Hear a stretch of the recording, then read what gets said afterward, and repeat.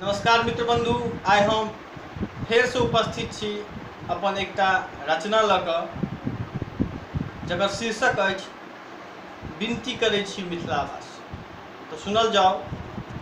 आ एगो आग्रह अछि जे वीडियो के लाइक शेयर जरूर करब, पेज के लाइक सेहो करब। विनती करै छी मिथिलावासी, विनती करै छी मिथिलावासी, मैथिली जुन बिसरू मैथिलवासी।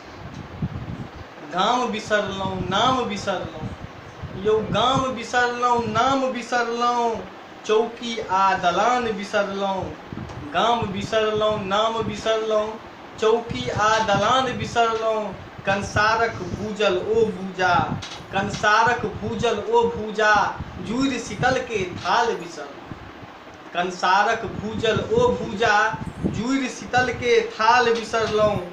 पाग बिसरलहुँ पान बिसरलहुँ, पाग बिसरलहुँ पान बिसरलहुँ, पोखरि माछ मखान बिसरलहुँ।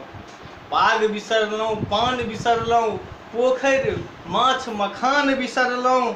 सामा चकेबा साँझ पराती, सामा चकेबा साँझ पराती, विद्यापति के गान बिसरलहुँ।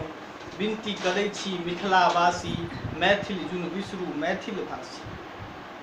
यौ करकर करैत ओ तिलकोर, करकर करैत ओ तिलकोर, मिठका तिलबा गुड़क बोर, मिठका तिलबा गुड़क बोर।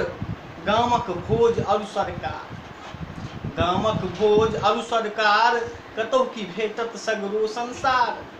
गामक भोज अरु सरोकार, कतहु की भेटत सगरो संसार।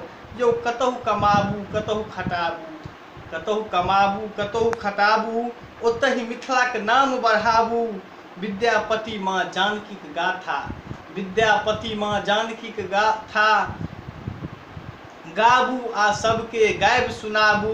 विनती करै छी मिथिलावासी, मैथिली जुन बिसरू मैथिल भाषी। अंतिम पाँति अछि मिठगर बोली अपन मैथिली, मिठगर बोली अपन मैथिली, सब कियो बाजू और बजाबू।